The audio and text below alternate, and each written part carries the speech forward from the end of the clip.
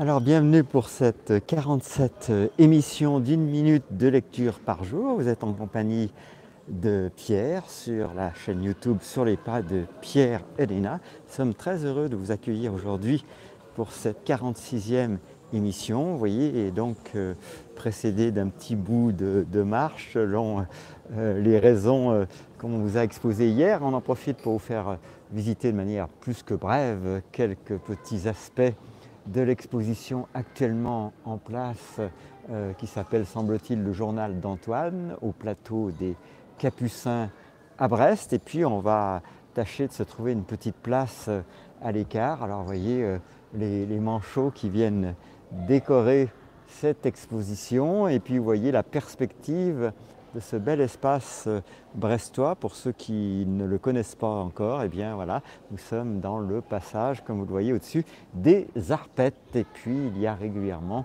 dans ce lieu des expositions. Là, il s'agit de parler de la biodiversité de l'Antarctique qui se dévoile donc sous les eaux. Alors bien sûr, l'objectif n'est pas de vous faire visiter l'expo, donc je vais m'en tenir là. On va simplement descendre quelques marches pour se préparer à aborder ce nouveau thème du chapitre 5 tactique qui s'appelle en fait dictateur. Voilà le thème qu'on va aborder aujourd'hui. Et nul doute que pour ceux qui nous suivent régulièrement, vous avez de multiples manière d'y trouver des résonances flagrantes avec ce qu'il faut bien appeler le désordre mondial auquel nous assistons actuellement.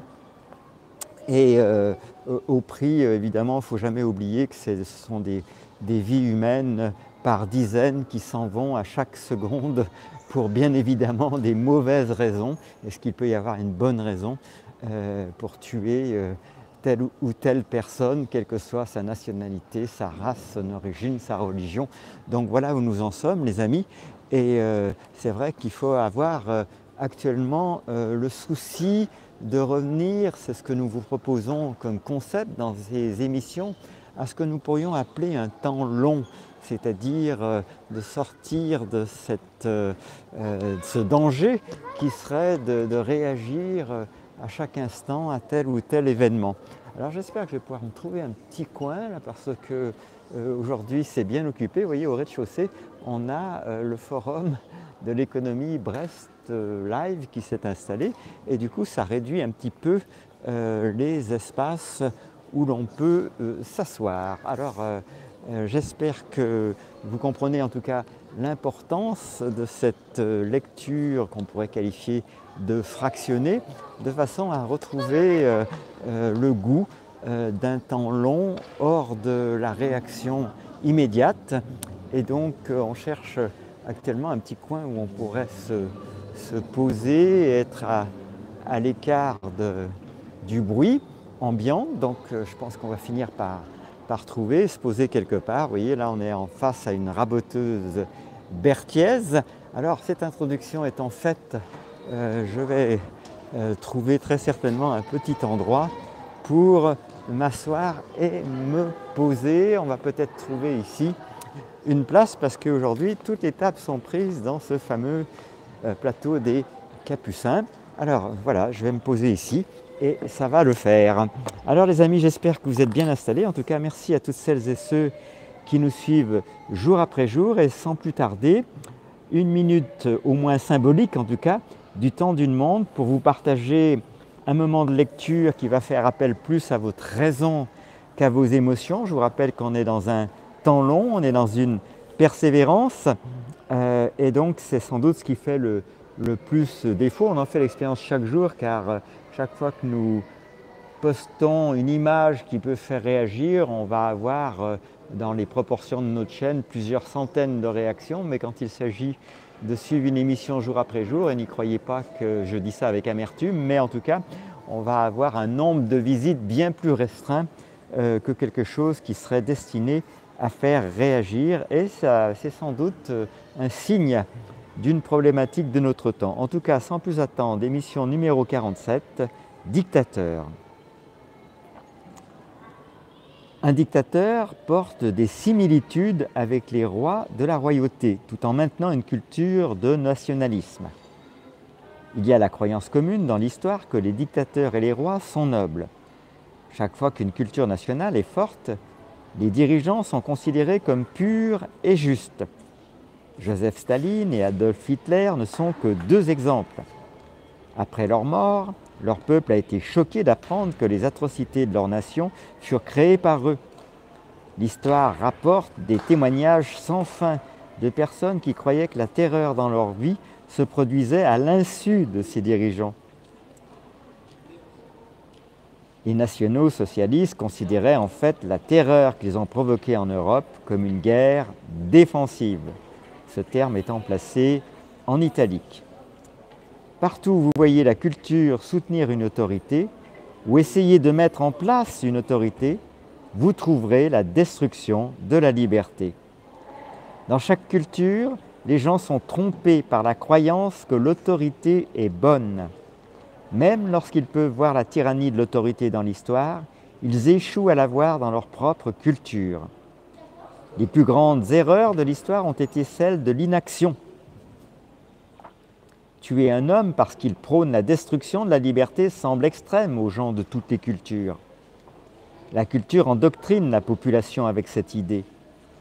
Pourtant, la logique de tuer Adolf Hitler, Mao Zedong et Vladimir Lénine, plutôt que leur permettre de détruire la liberté et les vies de milliards de personnes, est inévitable. L'idée de tuer un dictateur de sang-froid avant qu'il n'assassine des millions de gens est offensante, parce que les cultures qui protègent ces dirigeants s'élaborent elles-mêmes de cette manière. Et ainsi, le mal prospère. La paix se trouve lorsque les gens défendent la moralité et rejettent la culture. Défendez la liberté à tout prix et en tout temps, et la paix régnera sur le monde plutôt que des tyrans.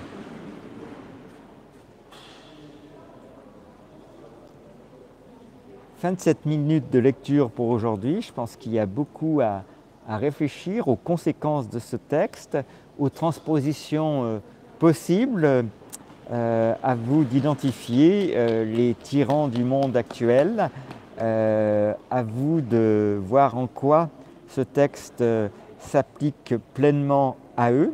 Et puis dès demain, nous aborderons dans une nouvelle émission cette question importante d'une moralité imposée. Donc ça sera l'émission numéro 48.